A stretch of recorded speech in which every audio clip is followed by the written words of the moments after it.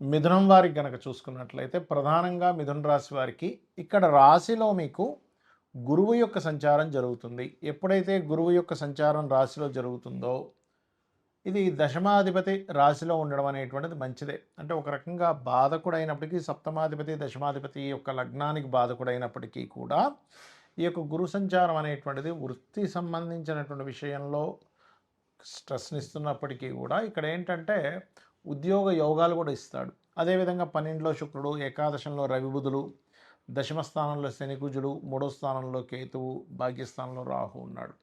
ఈ యొక్క గ్రహస్థితిని అనుసరించి మీకు ఎలా ఉండబోతుంది, ఎటువంటి విషయాల్లో జాగ్రత్త తీసుకోవాలి, ఏ దేవతారాధన చేయాలి అనేటువంటి అంశాలు చెప్తుంది నేనైనప్పటికీ చెప్పిస్తుంది సాక్షాత్ లలితా అమ్మవారిగా భావిస్తూ ఆ లలితాంబిక అమ్మవారి యొక్క అనుగ్రహం మీకు పరిపూర్ణంగా కలగాలని మనస్ఫూర్తిగా కోరుకుంటూ ఇక్కడ ప్రధానంగా ఎప్పుడైతే రాశిలో గురువు ఉన్నాడో ఒకవైపు ఉద్యోగ అవకాశాలు, వివాహ సంబంధించిన అవకాశాలు వస్తూ కూడా స్ట్రెస్ ఉంటుంది. ఇక ధనపరమైనటువంటి విషయంలో అనుకూలత బాగుంటుంది, ఇది ఏం టెన్షన్ పడాల్సిన అవసరం లేదు. ఇన్వెస్ట్మెంట్స్కి ఇది సరైనటువంటి సమయం. 12వ స్థానంలో మనకి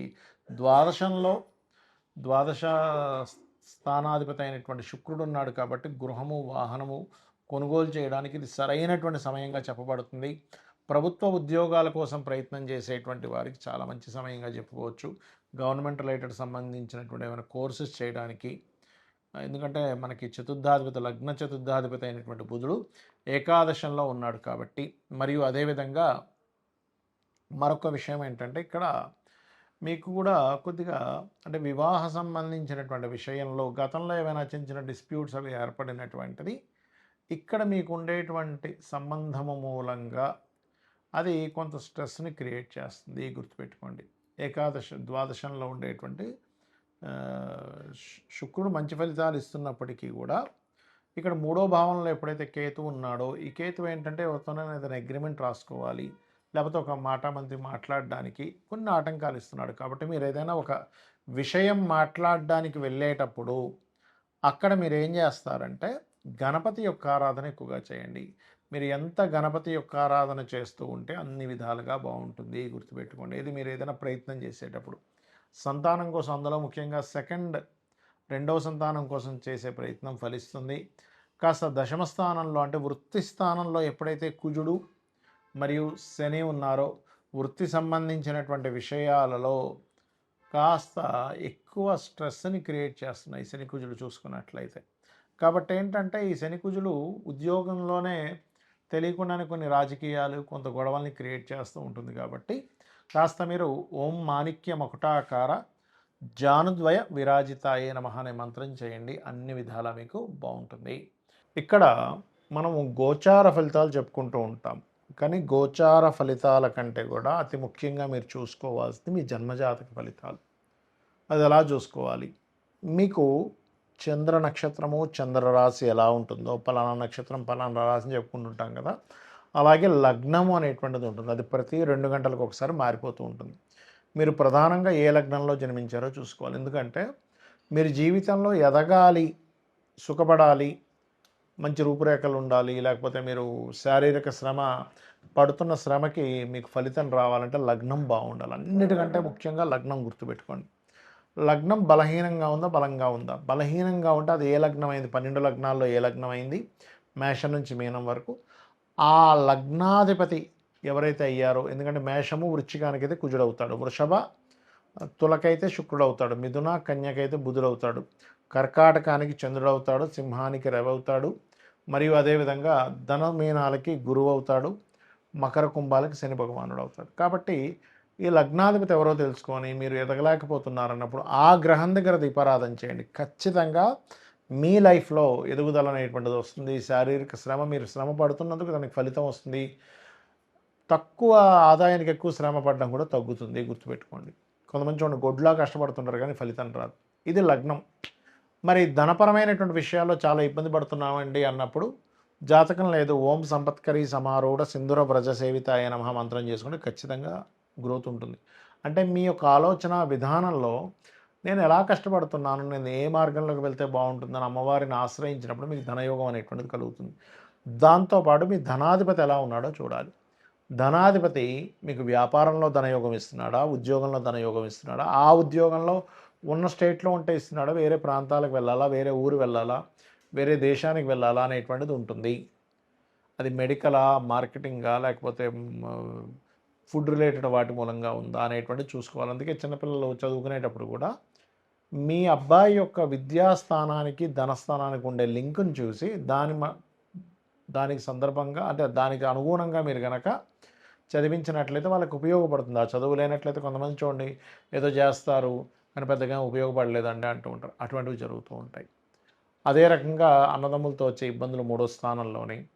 విద్య ఎందుకు అవ్వట్లేదు, చాలామంది చూడండి పిల్లలకి లక్షలు పెట్టి స్కూల్లో జాయిన్ చేయించిన చదవలేకపోతుంటాడు. ఎందుకంటే చతుర్థ భావం పాడవుతుంది. ఆ చతుర్థాధిపతి ఎవరు, చతుర్థ స్థానంలో ఉండే గ్రహం ఏమిటి, చతుర్థాధిపతి ఏ గ్రహాలతో సంబంధం కలిగి ఉన్నాడు, దానికి సంబంధించినటువంటి గ్రహారాధన చేయడము, పిల్లలకి హైగ్రీవ స్తోత్రం నేర్పించడము. లలితా సహస్రనామాల్లో అయితే మీరు శుద్ధ విద్యాంకురాకార ద్విజపంక్తి ద్వయోజ్వలాయ నమః అనే మంత్రం చేయించడం మంచిది. ఇక సంతానం కలిగినప్పటి నుంచి కొంతమందికి బాగుంటుంది, సంతానం వల్ల కొంతమంది ఇబ్బంది పడుతూ ఉంటారు. పంచమ స్థానం రుణ రోగ శత్రువులు. ఇవాళ రేపు అందరూ ఇబ్బంది పడేది దేని గురించి అంటే రుణము, రోగము, శత్రువులు. ఇది పూర్వజన్మ కర్మ వల్ల వస్తూ ఉంటుంది. కాబట్టి ఈ పూర్వజన్మ కర్మకారకుడు ఎవరైతే ఉన్నారో, రుణరోగ శత్రు కారకులు ఎవరైతే ఉన్నారో, ఇది 6వ భావం బట్టి ఉంటుంది. కాబట్టి 6వ స్థానంలో ఉండే గ్రహాలకు మీరు దానం ఇచ్చుకున్నట్లయితే మీ రుణాలు తగ్గడం. ముఖ్యంగా ఓం అపర్ణాయే నమః అనే మంత్రం చేయండి. 100% మీకు రుణం అనేటువంటిది తగ్గి తీరుతుంది.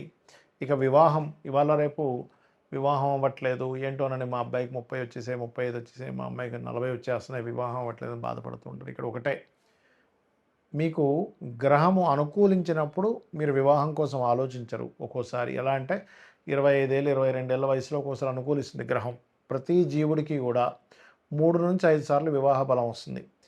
అది మన జన్మజాతకంలో సప్తమాధిపతి ఎక్కడున్నాడు, సప్తమ శుక్రుడు ఎలా ఉన్నాడు, సప్తమం మీద శుభగ్రహ అనుకూలత వస్తుందా, సప్తమంని యాక్టివ్ చేసేటువంటి మహాదశలు అంతర్దశలు వస్తున్నాయా లేవా, ఇవి చూసుకొని మీరు వివాహం కోసం ఆ పర్టికులర్ సమయంలో కనుక ప్రయత్నం చేస్తే ఖచ్చితంగా ఉంటుంది. ఎలా అంటే చిన్న ఎగ్జాంపుల్ చెప్తాను చూడండి. మీరు సినిమాకి వెళ్దాం అనుకున్నారు, మార్నింగ్ షోనా, మ్యాట్నీనా, ఫస్ట్ షోనా, సెకండ్ షోనా, 4 షోలు ఉంటాయి. అలా కాకుండా నేను అక్కడ 2 గంటలప్పుడు సినిమాకి వెళ్దాం అనుకుంటున్నానండి, నేను థియేటర్కి వెళ్తే ఎవరు తెలుస్తారు, మూసుంటుంది. అలాగే మీరు ఏదైనా ఒక వస్తువు కొనాలన్నా పలానా సమయం, పలానా మార్కెట్, పలానా ప్రదేశం. సూర్యోదయం కూడా రాత్రి ఎప్పుడో 9 గంటల నుంచి మీరు తలుపులు తీస్తూ చూస్తే ఏంటి సూర్యోదయం అవ్వలేదని బాధపడడంలో ఎలా అర్థం లేదో, మీ యొక్క జన్మజాతకంలో మీకు ఒక ధనయోగం కానివ్వండి, ఒక విదేశీ యోగం కానివ్వండి, ముఖ్యంగా వివాహం గురించి మనం మాట్లాడుకుంటున్నాం కాబట్టి ఈ సమయంలో వివాహ యోగం ఉంది, ఇలాంటి పర్సన్తో ఉంది, ఇలాంటి లవ్ మ్యారేజ్ ఉందా, అరేంజ్డ్ మ్యారేజ్ ఉందా, లేకపోతే విదేశాలకు వెళ్ళి ఉద్యోగం అక్కడ ఉండేటువంటి అమ్మాయితో వివాహం అవుతుంది అనేటువంటిది మీ జాతకంలో ఉంటుంది. ఏ సమయంలో అవుతుంది అనేది ఆ 3 నుంచి 5 సార్లు సమయాల్లో మీరు సరైన సమయాన్ని ఎంచుకొని అక్కడ కొంచెం గట్టిగా ప్రయత్నం చేసినట్లయితే మీకు వివాహం ఖచ్చితంగా అయి తీరుతుంది. కొంతమంది ఎక్కడో 1% ఆఫ్ జాతకాల్లో అసలు వివాహం ఉండదు, అది వేరే కేసెస్. అయితే వివాహం అవ్వాలి అంటే ఓం కామేశబద్ధ మాంగళ్య సూత్ర శోభిత కందరాయే నమః అనే మంత్రం చేసుకుంటే ఖచ్చితంగా మీకు వివాహ యోగం అనేటువంటిది అమ్మవారు కలిగించి తీరుతుంది. మరి కొంతమందికి వివాహం అయిన తర్వాత ఇబ్బందులు ఉంటాయి. అలాంటప్పుడు ఓం శివకామేశ్వరాంకస్త శివా స్వాధీన వల్లభాయ నమః చేసుకోండి. అదేవిధంగా విదేశీ యోగాలు 12వ స్థానం బాగుండాలి, వ్యాపారంలో బాగా లాభాలు రావాలి, లాభస్థానం బాగుండాలి, ఉద్యోగం బాగుండాలి, దశమస్థానం బాగుండాలి. ఈ రకంగా మీ యొక్క జాతక చక్రాన్ని మీకు మీరుగానే ఆ భావాధిపతి ఎలా ఉన్నాడో చూసుకోండి. పాపగ్రహంతో ఉందా, శుభగ్రహంతో ఉందా అని చూసుకొని మీకు మీరుగా చేసుకోవచ్చు. శ్రీమాత్రే నమః.